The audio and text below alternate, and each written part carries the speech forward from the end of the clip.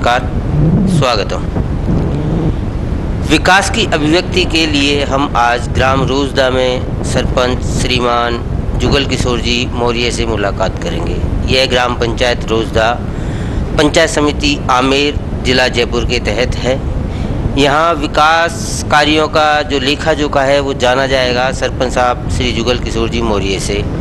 5 साल में इस गांव ने क्या कुछ पाया है जो आने वाले समय के लिए इस गांव के लिए उपयोगी सिद्ध होगा, जान देंगे और पूछेंगे कि सरपंच का जो कार्यकाल है वो किस तरीके से इन्होंने जिया है, किस तरीके से इन्होंने अपने कार्य को अंजाम दिया है, क्या कुछ जनता को इन्होंने दिया है जिसके दम पर ये गांव विकास की ओर बढ़ा है। क्योंकि जयपुर शहर जो यानी राजस्थान की राजधानी है, ये गांव उससे काफ़ी नज़दीक और यानी कि जेडीए की सीमा पर स्थित है। और जहां तक देखा जाए शायद ये गांव अब जेडीए जो जयपुर विकास प्राधिकरण है, तो इस गांव में विकास की बहुत ज़्यादा आवश्यकता थी। क्योंकि यहाँ नई कॉलोनियाँ, नए यानी कि कॉम्प्लेक्स और नई तरीके की सभ्यता एक तरीके से जन्म ले रही है। जो गाँव का पलायन है वो धीरे धीरे जयपुर में बढ़ रहा है और बढ़ते हुए विस्तार के लिए ये गांव लोगों को उपयोगी साबित हो रहा है। तो इस दृष्टि से यहाँ की जनसंख्या का भी विस्तार हो रहा है। इस विस्तार के लिए बहुत ज़्यादा ज़रूरत थी विकास की। यहाँ 5 साल में क्या विकास हुआ है ये देखते हैं और जानते हैं यहाँ की जनता से और यहाँ के सरपंच श्री जुगल किशोर जी मौर्य से। मेरा राजनीति में और समाज सेवा में बचपन से ही रुझान रहा है। जब मैं विद्यार्थी जीवन में था तब भी राजनीतिक मामलों में थोड़ा बहुत हिस्सा लिया करता था, और जब मैं कॉलेज की पढ़ाई में था तब मुझे कांग्रेस का टिकट मिला पंचायत समिति मेंबर का। बहुत अच्छा सहयोग मिला मुझे, लेकिन सफलता नहीं मिल पाई जी। उसके बाद मेरे निजी जीवन में कुछ इस तरह के हादसे हुए कि मैं राजनीति में सुप्त प्राय सा हो गया। अभी पिछला जो चुनाव हुआ उसमें मेरी कोई इच्छा नहीं थी, मेरी खुद की कोई पहल नहीं थी। गांव के लोगों ने पहल की और इसके लिए मुझे प्रेरित किया। तो गांव के बड़े बुजुर्गों की और साथियों की प्रेरणा से मैंने चुनाव लड़ा, और बहुत कम खर्चे से मैंने चुनाव लड़ा है। मेरा चुनाव में कोई खर्चा नहीं हुआ है। गांव वालों की इच्छा को मद्देनज़र रखते हुए, इन लोगों की भावनाओं का सम्मान करते हुए मैंने चुनाव लड़ा। और मेरा 5 साल का जो कार्यकाल रहा है वो मेरे जीवन का स्वर्णिम कार्यकाल रहा है, बहुत स्वर्णिम समय रहा है।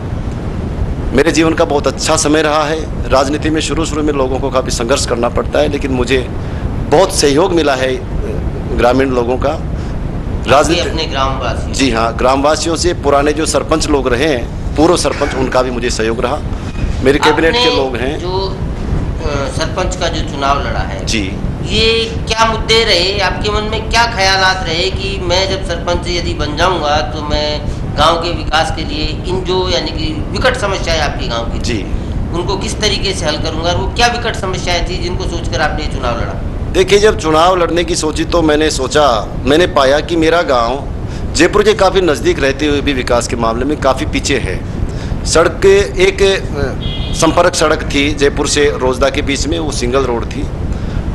पानी का नितांत अभाव था। हैंडपम्प्स थे, काफ़ी सारे हैंडपम्प नकारा थे। छोटी ढाणियों और गांवों में सड़कों की व्यवस्था नहीं थी। बिजली की भी कोई समुचित व्यवस्था नहीं थी। शिक्षा के क्षेत्र में कोई बहुत ज़्यादा अच्छी व्यवस्था नहीं थी। तो ये सारे ही मुद्दे हैं जो मुख्य मुद्दे होते हैं, आधारभूत जो सुविधाएं होती है, पानी, बिजली, सड़क और शिक्षा। चारों ही क्षेत्रों में मैंने काम करने का प्रयास किया, और ख़ास तौर से पानी के मामले में हमें बहुत सफलता मिली है और बहुत ज़्यादा सहयोग हमें मिला है। आपने पानी का जो मुद्दा बताया है कि अपने गांव में पानी की सबसे बड़ी जो समस्या थी जी, उसको किस तरीके से हल किया है, इसको किस तरीके से धीरे धीरे इसकी लिक्विडिटी आपने यानी कि बढ़ाई, पानी की समस्या का किस तरीके से निस्तारण आपने धीरे धीरे जो आपने बताया है? बहुत अच्छा सवाल किया है आपने। देखिए, जब मैं चुनाव लड़ने के लिए फील्ड में निकला लोगों से बातचीत करने के लिए, उस दरमियान गांव में नरेगा के काम चल रहे थे, सड़कों के काम चल रहे, तो अधिकतर महिलाएं नरेगा काम पे जाती हैं। तो महिलाओं ने अपनी पीड़ा रखी कि हमारी जो मुख्य समस्या है वो पानी की है। उन्होंने ये कहा कि पानी की समस्या के बारे में सामूहिक रूप से कोई प्रयास किए नहीं जाते। पुरुष लोग भी जब मीटिंग्स में जाते हैं तो पानी के कोई खास मुद्दे उठाए नहीं जाते हैं। और महिलाओं की बड़ी पीड़ा थी, और साथ में ये पीड़ा भी थी कि जो हैंडपंप लगते हैं, पानी का स्तर नीचा जाने के कारण से हैंडपंप कोई बहुत ज़्यादा सुविधाजनक नहीं थे।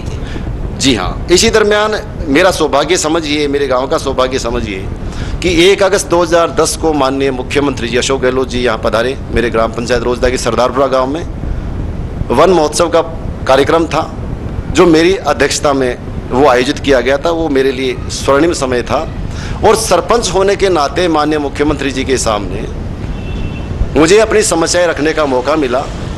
माननीय गहलोत साहब ने मेरी समस्याओं को ध्यान से सुना, और जो पहला मुद्दा रखा वो मैंने पानी का रखा कि ग्राम पंचायत क्षेत्र का जो मुख्य गांव है रोजदा, जो हमारा हेडक्वार्टर है, यहाँ पानी की बड़ी समस्या थी। तो मैंने पहली मांग उनके सामने ये रखी कि कोई 1-1.5 लाख लीटर की क्षमता का आप उच्च जलाशय बनवा दीजिए तो पानी की समस्या का समाधान हो जाए। इसके साथ ही हमने हमारे जो माध्यमिक विद्यालय था इसको क्रमोन्नत करने की भी मांग रखी मैंने, और एक पशु चिकित्सालय की मांग रखी, एक उप स्वास्थ्य केंद्र की मांग रखी।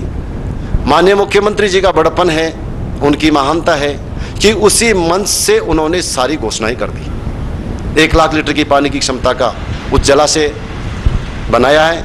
उस वक्त ये करीब 65 लाख रुपए की योजना थी, और गांव वालों को बहुत खुशी हुई। गांव में खुशी की लहर दौड़ पड़ी, और गांव में जो खुशी हुई, उसी खुशी को देखते हुए मुझे यूँ लगा कि मुझे पानी पर ज़्यादा काम करना चाहिए, और गांव वालों का सहयोग मिलता गया। और पानी के क्षेत्र में हमने लगभग ग्राम पंचायत में 30 टंकियां हमने बनाई है GLR, और हर टंकी की क्षमता करीब 25,000 लीटर पानी की है। इसके साथ हमने कोई 40 सिंगल फेस बोरिंग करवाए हैं, पंचायत के कोष से भी करवाए हैं, PHED से भी करवाए हैं, और भी विधायक महोदय का और सांसद महोदय का भी इसका सहयोग रहा है। तो पानी के क्षेत्र में आज मुझे गर्व है, मेरे गांव के लोग भी बैठे हैं, कि मैंने ये प्रण लिया था कि मेरे कार्यकाल के पूरे होते होते ग्राम पंचायत रोजदा की कोई भी महिला सिर पर मटका लेकर के पानी के लिए घर से बाहर नहीं निकलेगी। और ये मेरे गांव के लोगों का आशीर्वाद रहा, मेरे साथियों का सहयोग रहा कि हम उस प्रतिबद्धता को पूरा करने में काफ़ी हद तक सफल रहे। आप कोई इस तरीके की हमें समस्या बताएं कि आप अपने पूरे कार्यकाल में उस समस्या का निस्तारण नहीं कर पाए। जी, ऐसी कोई एक बड़ी समस्या जो आज भी यानी कि गांव में मौजूद है आपके? हमारे जो बड़ी समस्या हमारे सामने आई वो ये आई कि हमारे पास आबादी भूमि नहीं है। मुख्य समस्या ये आई। अभी पिछले साल में जो 247 गाँवों का परिसीमन हुआ है, जो नए 247 गांव JDA क्षेत्र में जुड़े हैं, उनमें हमारा ये इलाका भी उसमें आया है। तो हम और बिल्डिंग्स बनाना चाहते थे, और सुविधाएं जनता को हम उपलब्ध करवाना चाहते थे, लेकिन बड़ी समस्या हमारे सामने JDA की आई कि JDA ने हमारी ज़मीनें तो ले ली, लेकिन बदले में न तो हमें कोई विकसित ज़मीन दी है, और न हमारी प्रार्थना पत्रों पर कोई विचार किया जाता है। 4 साल से बहुत मेहनत करके हम 1000 मीटर का टुकड़ा JDA से ले पाए हैं IT सेंटर के लिए। आज हम आंगनबाड़ी बनाना चाहते हैं, पटवार भवन बनाना चाहते हैं, आज हम सामुदायिक भवन बनाना चाहते हैं। तो हमारे सामने सबसे बड़ी समस्या ये है कि ग्राम पंचायत क्षेत्र में आबादी भूमि नहीं है जहां हम सरकारी भवन बना सकें। ये सबसे बड़ी समस्या है हमारी। कई बार हमने प्रयास किया है, लेकिन कोई संतोषजनक कार्रवाई नहीं हुई। जी, इस टीवी चैनल के माध्यम से दर्शकों को आप कुछ कहना चाहेंगे कि जो ग्रामीण समस्याएं हैं वो किस हद तक देश की बड़ी समस्याएं हो सकती हैं? देखिए, हमारा गांव जयपुर के पास में है। इसके जयपुर के काफ़ी पास होते हुए भी हम विकास में पीछे हैं। तो हमें कल्पना कर सकते हैं कि जो दूर दराज में जो गांव हैं, जो कस्बे हैं, जो ढाणियाँ हैं, वहाँ की जो तस्वीर उभर करके आती है, हम कल्पना करते हैं तो बड़ी भयावह तस्वीर उभर करके आती है, और मन में बड़ी कुंठा सी होती है। तो सरकारों को गाँव पर ज़्यादा ध्यान देना चाहिए, क्योंकि शहरों में लोग पढ़े लिखे होते हैं, वो अपने स्तर पर भी कई समस्याओं का समाधान कर लेते हैं, लेकिन गांव के लोग अपनी समस्याओं के लिए सीधे अपने जनप्रतिनिधि की ओर देखते हैं। जो चीज़ें जनप्रतिनिधि से संबंधित नहीं हैं उनके लिए भी उनको जनप्रतिनिधि का सहारा चाहिए, उसके लिए वो बड़ी उम्मीद से देखते हैं। और पीड़ा ये होती है कि सरकारी विभाग जनप्रतिनिधि को कोई बहुत ज़्यादा तवज्जो नहीं देते हैं, सार्वजनिक समस्या को उठाते हैं तो वो कोई बहुत ज़्यादा ध्यान नहीं दे पाते हैं और बड़ी ग्लानि होती है, बड़ी मायूसी होती है। आपने अभी जिक्र किया कि प्रशासनिक अधिकारी ग्रामीण जनप्रतिनिधि अर्थात सरपंच को ज़्यादा तवज्जो नहीं देते हैं। आप अपने कार्यकाल में कुछ ऐसी घटनाएं या कुछ ऐसी समस्याएं बताएं जिन पर अधिकारियों ने आपकी सुनवाई नहीं की हो। जी हाँ, अभी जो मैंने पहले आपको बताया कि हम कुछ भवन बनाना चाहते थे, तो आईटी सेंटर का आप मुद्दा ले लीजिए, 4 साल से हम प्रयास कर रहे हैं। प्रशासन गांवों के संग जो शिविर लगे, हर शिविर में हमने जेडीए से जमीन कन्वर्ट करके जो गाँव में देने के लिए हमने हमारे आवेदन पत्र भेजे थे। उसमें जनता को ज़रूरत की सारी चीज़ें हमने रखी थी, मसलन पटवार भवन, अस्पताल, बड़ा स्कूल, अंबेडकर पार्क, शमशान भूमि, इसी तरह के और भी जो ज़रूरत की चीज़ें थी सार्वजनिक हित की, उनके लिए हमने आवेदन किया है। लेकिन सारे आवेदनों में से जो हमारे आवेदन लगभग 50-60 आवेदन थे, खाली एक आवेदन पत्र पर कार्रवाई हुई है, जो भी बहुत मेहनत करने के बावजूद। और आप ये समझिए कि मेरे सरपंच के कार्यकाल का काफ़ी हिस्सा जेडी में चक्कर लगाते गुजरा है आईटी सेंटर की 1000 मीटर जमीन लेने के लिए। और मैं ये कहना चाहूँगा टीवी के माध्यम से दर्शकों को कि आप सही प्रतिनिधि को चुने, ईमानदार आदमी को चुने, और जो आदमी चुन करके आता है उसकी मदद करें, विरोध की भावना को नहीं रखें, क्योंकि विरोध की भावना से अच्छा व्यक्ति भी काम नहीं कर पाता है। आप उसकी ताकत हो, जिस तरह से बंदूक एक गोली की ताकत होती है, उस तरह से जनता जनप्रतिनिधि की ताकत होती है। जनप्रतिनिधि अगर सही मुद्दे पर कोई आवाज़ उठाता है तो जनता को बिना किसी भेदभाव के, बिना किसी राजनीतिक द्वेष के जनप्रतिनिधि के साथ होकर के उसका सहयोग करना चाहिए। मेरा नाम रामस्वरूप मीणा है, वार्ड नंबर 9 से सिंडोलाई ग्राम पंचायत पड़ता, सिंडोलाई गांव पड़ता है, वार्ड पंच हूँ मैं। मीणा जी, आप बताइए कि आपके जो पिछले 5 साल में जो पंचवर्षीय योजना रही है इस देश की, उसमें किस तरीके के विकास कार्य हुए हैं और आप उनसे कितना संतुष्ट हैं? विकास कार्य बहुत अच्छे हुए हैं, हम बहुत संतुष्ट हैं। मेरे गांव में तो एक मुख्य समस्या पानी की थी। हमारे गांव के लोग बिल्कुल मोहताज थे पानी के लिए, तो वो समस्या इस टाइम बिल्कुल ख़त्म है। सरपंच साहब ने पानी की दृष्टि से बिल्कुल आप बिल्कुल। अब शिक्षा के क्षेत्र में आप कुछ कहना चाहेंगे कि शिक्षा आपके गांव की किस तरीके की है, या चिकित्सा व्यवस्था आपकी किस तरीके की है, कुछ बताएंगे आप? अभी चिकित्सा व्यवस्था तो है नहीं है मेरे गाँव में। शिक्षा की स्कूल है गाँव के अंदर, उच्च प्राथमिक, तो हाँ उच्च प्राथमिक विद्यालय है। आज हमने रोजदा की पब्लिक से जाना, रोजदा की जनता से जाना कि यहाँ किस तरीके की पानी की विकट समस्या थी। पानी के लिए यहाँ झगड़े अक्सर हुआ करते थे।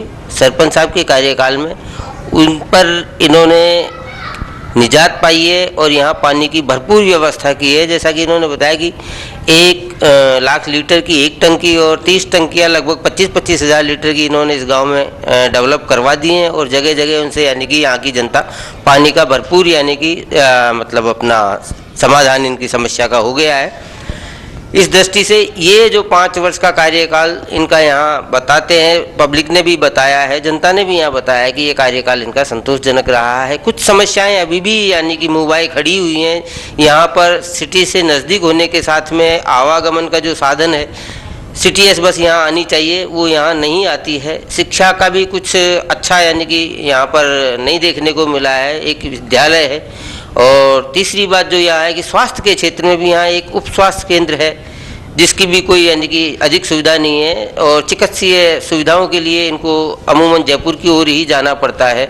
तो इस तरीके से यहाँ कुछ यानी कि ऐसी समस्याएं भी हैं अभी जिनका यानी कि समाधान होना बाकी है, जिसमें एक बेहतरीन समस्या ये है कि यहाँ इनके पास में किसी तरीके की ज़मीन नहीं है, जिससे कि ये यहाँ जो सुविधाएं उपलब्ध करवाने के लिए सरकारी जो केंद्र होते हैं उनको यहाँ बनाने में इनको बड़ी समस्या आ रही है और इसी की वजह से जो समस्याएं हैं उनका निस्तारण भी यहाँ नहीं हो पा रहा है। देखना यह है कि यहाँ किस तरीके से सरकारी ऑफिसेज, सरकारी दफ्तरों का यहाँ निर्माण होता है और समस्याओं पर अंकुश लगता है।